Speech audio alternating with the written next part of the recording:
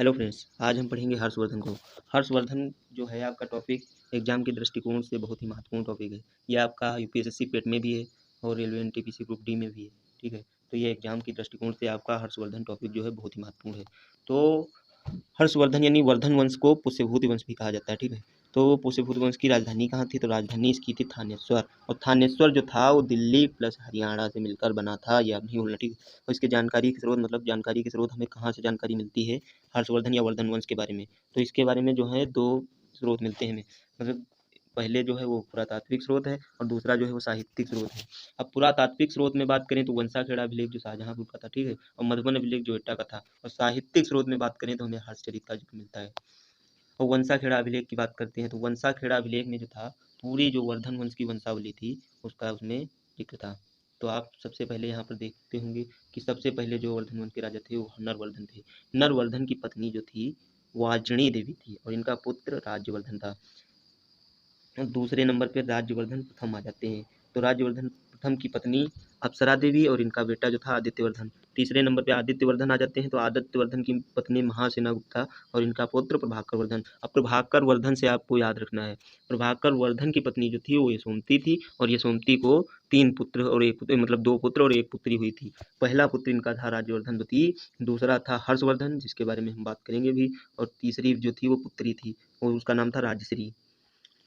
अब बात कर लें हम हर्षवर्धन के दरबारी कवि कौन थे? तो हर्षवर्धन के दरबारी कवि बाणभट्ट थे। बाणभट्ट को अगर हम देखें तो भार्गव गोत्र के ब्राह्मण थे। और बाणभट्ट की माता को भी आपसे पूछा जा सकता है कि बाणभट्ट की माता का नाम बताइए, तो उसमें राजदेवी का जरूर उसमें आएगा, तो राजदेवी ही आपका सही है। और बाणभट्ट के गुरु की बात करें तो गुरु जो है इनके जो है भरचू हैं। बाणभट्ट के गुरु भरचू हैं। तो इनका जन्म स्थान कहाँ हुआ था? कान्यकुब्ज में। कान्यकुब्ज अगर आप भूलना मत, कान्यकुब्ज, कान्यकुब्ज के प्रतिकूल ग्राम में, जिसको आज हम लोग कन्नौज के नाम से जानते हैं, वो पहले कान्यकुब्ज था। और बाणभट्ट ने जो किताबें लिखी हैं वो क्या क्या हैं?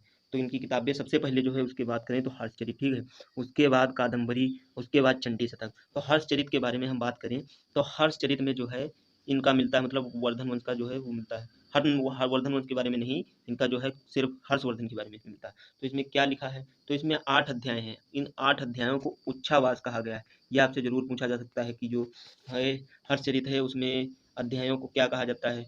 तो इन अध्यायों में क्या क्या है? 3 अध्याय में बाणभट्ट अपनी जीवनी लिखते हैं, ठीक है, 5 अध्याय में हर्षवर्धन को अवतरित करते हैं। ठीक है, तो आप ये मत भूलना।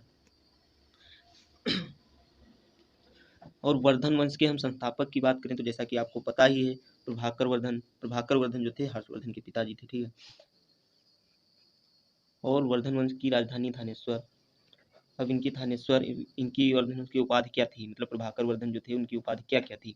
तो उनकी उपाधि आप मत भूलना, उनकी उपाधि थी महाराजाधिराज, सिंधु राजेश्वर और गुर्जर प्रजागर, हुण हरिण केसरी। ये उनकी उपाधि है, हुण हरिण केसरी। ठीक है, ये आप मत भूलना। अब आगे हम इसके बारे में पता करते हैं क्या है। तो आगे हम जैसा कि पता है प्रभाकर वर्धन की पत्नी, मतलब जो इनकी प्रभाकर वर्धन की जो पत्नी थी, यानी ये हर्षवर्धन की जो माता जी थी यशोमती, वो सती हो गई थी। तो यशोमती के 3 बेटे थे। ठीक है, तो पहले थे राज्यवर्धन द्वितीय, दूसरे हर्षवर्धन और तीसरी एक पुत्री राजश्री, जैसा कि आपको पता ही होगा।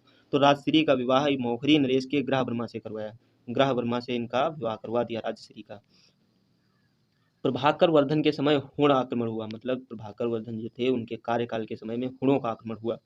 और ग्रह वर्मा जो थे मौखरी नरेश जिनका राजश्री से विवाह हुआ था, उनकी हत्या देवगुप्त व गौड़ नरेश शशांक ने करवा दी। और ये वही शशांक है जो बोधि वृक्ष को कटवाया था। ठीक है, तो याद मत भूलना, इनकी हत्या देवगुप्त और गौड़ नरेश शशांक ने करवा दी। अब हम बात यहाँ पर राज्यवर्धन द्वितीय के बारे में करते हैं, मतलब हर्षवर्धन के जो भाई थे राज्यवर्धन द्वितीय, उनके कार्यकाल में क्या हुआ?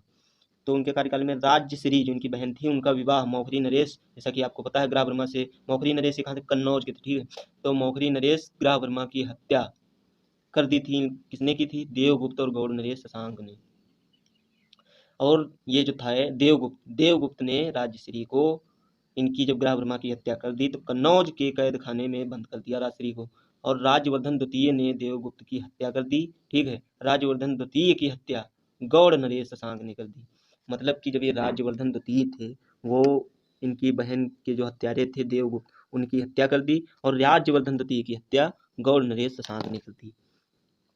अब हर्षवर्धन, मेन टॉपिक हमारा यही है। तो हर्षवर्धन का कार्यकाल की बात करें तो 606 ईस्वी से इनका कार्यकाल चालू हुआ था।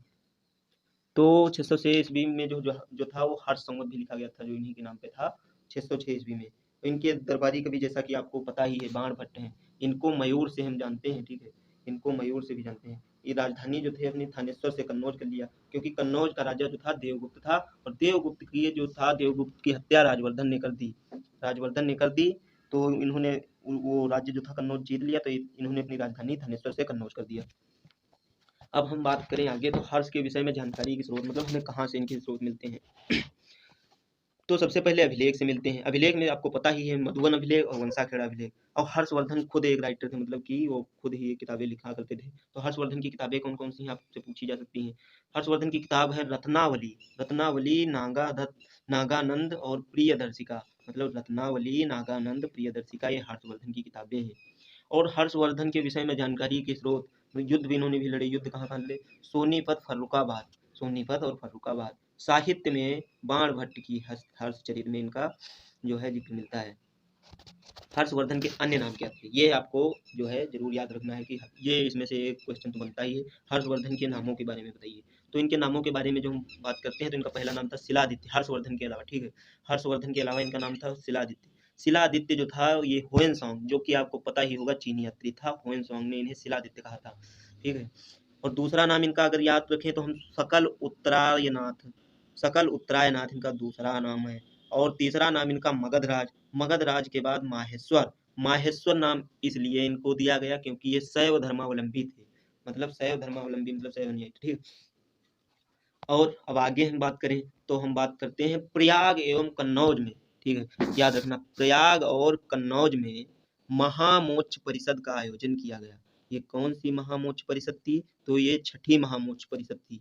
कहाँ हुई थी, प्रयाग में हुई थी। इसके अध्यक्ष कौन थे, इसके अध्यक्ष हुएनसांग थे, जो कि चीनी यात्री थे। इसमें कौन कौन उपस्थित थे, तो इसमें 20 राजा उपस्थित थे।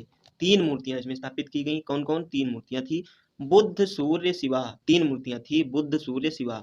हर्ष की पराजय किससे हुई, आपसे ये जरूर पूछा जा सकता है कि हर्ष की पराजय किससे हुई, ठीक है। तो हर्ष की पराजय जो है पुलकेशिन द्वितीय से हुई है, हर्ष की पराजय पुलकेशिन द्वितीय से हुई है। और हर्ष की पराजय का अभिलेख जो है ऐहोल अभिलेख में इनका जो है अभिलेख मिलता है। ऐहोल अभिलेख के लेखक जो हैं रवि कीर्ति हैं। और ये पुलकेशिन से युद्ध जो हुआ था जिसमें ये पराजित हुए थे, ये कहाँ हुआ था, तो नर्मदा नदी के तट पर पुलकेशिन द्वितीय से पराजित हुए थे, कौन, हर्षवर्धन। तो आपके जो है एग्जाम के दृष्टिकोण से जो हर्षवर्धन टॉपिक है महत्वपूर्ण साबित होने वाला है। आशा करता